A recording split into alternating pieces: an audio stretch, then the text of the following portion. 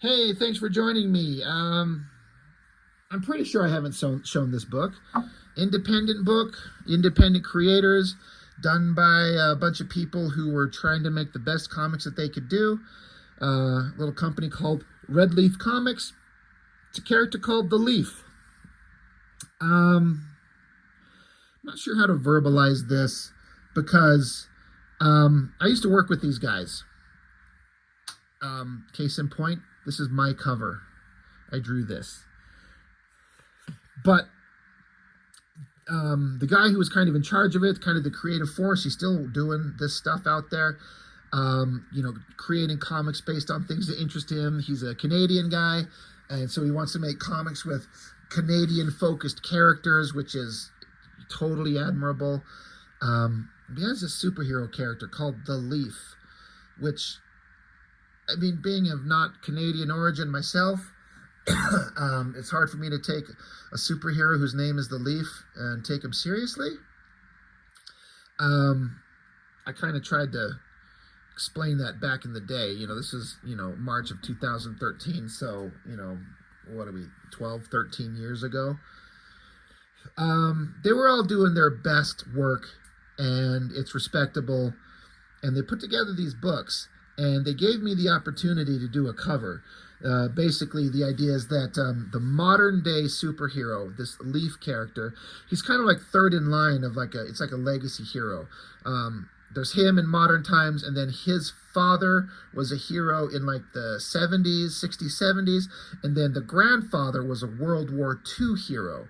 All characters that were referred to as the Leaf. And the basic premise is that the grandfather in World War II had a female character named Jill Canada. And she disappeared, and no one knew where she went until they found her body locked away in like a German stronghold with old German Nazi science technology keeping her body alive for decades. And that's what they let me do the cover here for. So you give me the opportunity to draw a hot girl's body in a tank of water, basically naked. Yeah, I'm going to do that. And so I put everything I had at the time into this, putting a big giant skull up front, like the dead body of a character that used to run this facility, the character with the flashlight in the darkness casting the light across her body, across the skull. There's a little clipboard, and I even looked up some phrases in German and then translated from English to German, rather, I should say. Some phrases that I translated and put them on this board here. And I put everything I could do in this cover. And this, I think, was the first time I'd ever seen my artwork colored. And it'll say, hopefully on the inside of the cover, who did it. I feel like they did a pretty good job. I remember when I saw this, I was at work, I got an email, and I flipped it open, and I was so excited. I was like, I have never seen my stuff colored. I did the best I could possibly do at the time, and I kind of think it kind of works. And I like the mystery of it. I think it works, where, again, guy with a flashlight, skulls and, bodies that have rotted out anciently. I put a little, the swastika symbol on the clipboard here so we could kind of identify of the era that this guy's looking for. I'm trying to give it like an Indiana Jones kind of adventure vibe, and there is a body preserved in time. So I feel like I was going for like the opportunity to tell a story with the cover as best as I could come up with, and I think it kind of works. Inside the book, so you've got the Leaf, Canada's greatest hero. The story so far, because this is issue 5 of the Leaf. So, they've been publishing a couple of these things. Yeah, March of 2013. The story so far. Michael McSorley inherited the mantle of the Leaf after the passing of his father James. His first task was to defeat a robot Leaf terrorizing the citizens of Toronto. Battered and bruised, he defeated the mechanical monster with the help of his girlfriend Susan Farros and settled into his new role as Canada's greatest hero. He next stopped the Leaf Blower. Oh my God, I can't believe they wrote that. I actually never read that before. I can't believe that. I'm not making that up. He next stopped the Leaf Blower. Sounds like a porn parody. And that took down an evil genius named Pheromone who controlled ants with deadly consequence. Redemption Road. War veteran Angus Finney pleads with his nephew Michael to take him back to Berlin and retrieve the long-lost body of Jill Canada, presumed missing in action in the final days of World War II. Michael honors his dying uncle's request, thrusting them into the adventure of the lifetime. But will they find more than they are looking for? Is it true? Can Jill Canada still be alive after all this time? So, backstory and everything. Written by John Michael Helmer. That's a gentleman I knew most, and we had a lot of communication for a long time, and he gave me a lot of opportunities to do stuff for them. Art by Randy Valiente, Marcelo Silva, and Andre Risano. Flashback pencils by Stuart Berryhill, and then it gives credits to the colors, Christopher Paguduan. Sorry if I'm butchering your name, guys. Colors by Randy Valiente. Letters by T. Warren Montgomery. I gotta say, I've kind of been friends with this guy ever since this. He knows what he's doing with lettering. He's a pretty good artist on his own. T. Warren Montgomery. He makes his own comics. He's a hell of a letterer. He's a really good artist. Credit to that guy for sure. So anyway, so the art's broken up. This Randy Valiente guy, I gotta say, I think is the better artist of all the ones. God, I don't know if John Michael Helmer is going to actually watch this video. I don't know that he follows my channel. We haven't spoken in a long time for no other reason than just life, decisions kind of made us go different directions. But I tried to explain to him how this fucking character design is actually ridiculous. It's beyond stupid. I'm sorry. I'm sorry, John. John, I'm sorry. If you watch this, Mr. John Michael Helmer, you're a passionate guy. I like you. I love your dedication to everything.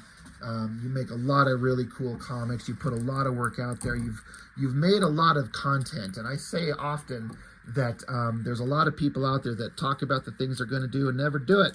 But he has willed these things into reality. He writes them, he letters them, he puts them together, he makes creative teams. The design of the Leaf character is actually absolutely fucking retardedly stupid. And I'm sorry, I should never use that word, right? That's a bad word. Bad on me. But it just brings it out in me. Red spandex, but then it's like a white mask that covers his entire face, and he's got a giant maple leaf on his back, and he floats around on this.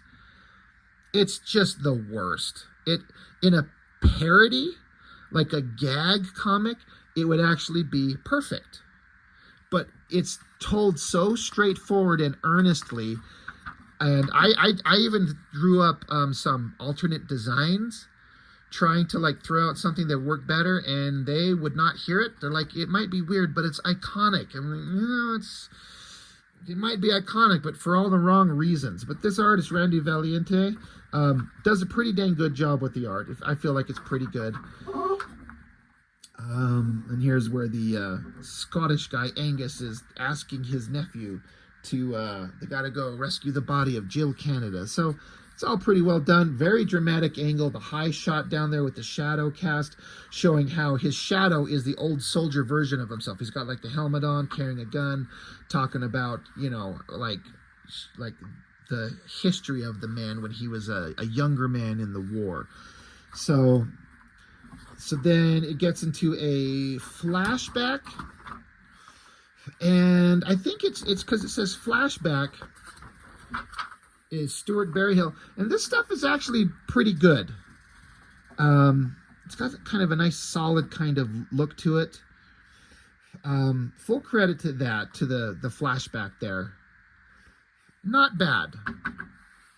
Pretty good stuff. And then back with the main character. But yeah, she was Jill Canada, and we need to bring her home. Like your grandfather's partner in World War II. We got to go get her. So then it jumps over to this other artist. If this is Marcelo Silva, I'm guessing. It's not quite as advanced artistically as the guys doing it before. I mean, he's got definitely a cartoony vibe that they're going for, but I guess the storytelling's roughly okay. Like these backgrounds, like somebody didn't bother to look outside and just draw some actual buildings. They're just like cube shapes and like power poles, wires. I don't know why you got these electronic, like, I mean, I recognize kind of what they're supposed to be, but why are they here in the shot? It's kind of an odd choice, but it's kind of hard drawing backgrounds if you don't know what you're doing, and you have to just like go outside and look and take a sketchbook if you don't have a camera and sketch down some buildings and then get the perspective. Plain, not referenced at all. So the coloring's kind of not bad. Colors, I'm sorry, Randy? Oh yeah. The coloring looks pretty good. But then while they go to Berlin, they're in Germany, and then of course some bad guys start chasing after them. There's a car chase. God, some dead bodies and stuff. But they end up at a park on the outskirts of the city. There's a bunker that they go inside. So our hero puts on his red spandex outfit, and it's got like a white mask that conforms to his face, so it's like on his nostrils, his nose, his teeth, and everything. It just doesn't make sense. And then they run into this giant German monstrosity that's, I guess, been hanging out for decades in this sewer or whatever the hell they are. They got to fight this thing. So, quick couple of panels of machine gun fire that he misses. My God, is that like a minigun strapped to his arm? Shoots 4,000 rounds a minute at 10 feet and he misses. But they does something to the monster.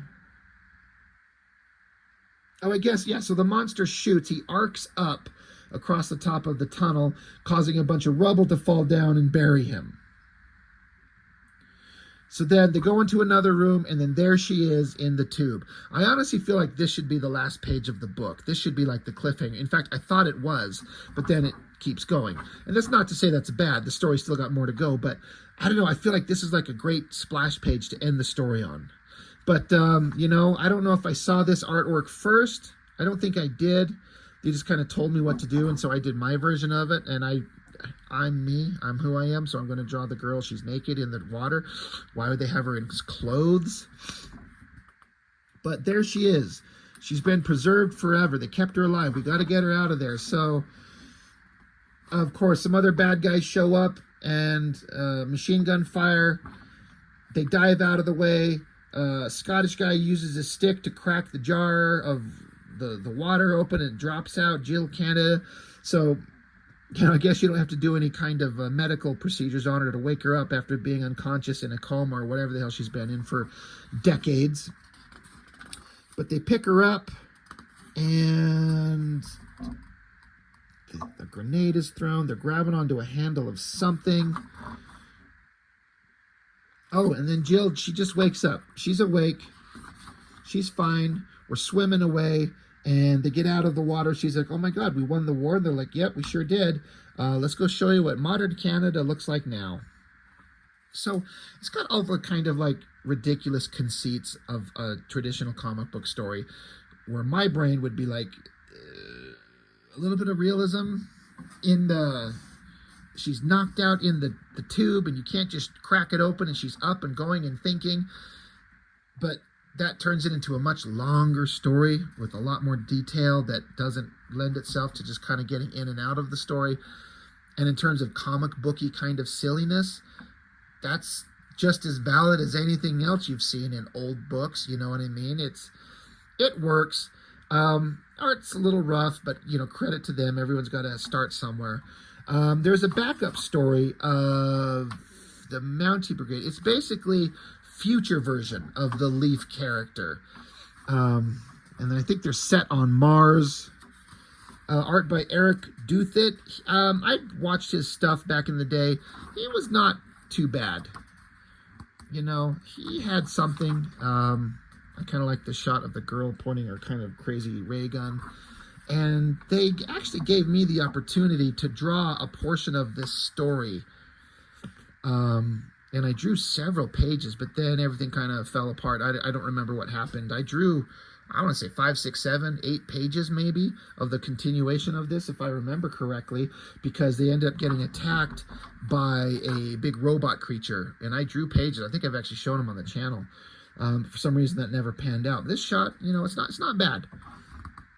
Oh yeah, this giant monster is Panzerman. That's what he is. Anyway, the Leaf, number 5. You know, I got to give everyone credit for creating something and making something and giving it their best. And, you know, a comic in hand, even if it's not the best thing you've ever seen, is 1,000 times better than the perfect comic that you have in your head and you never make.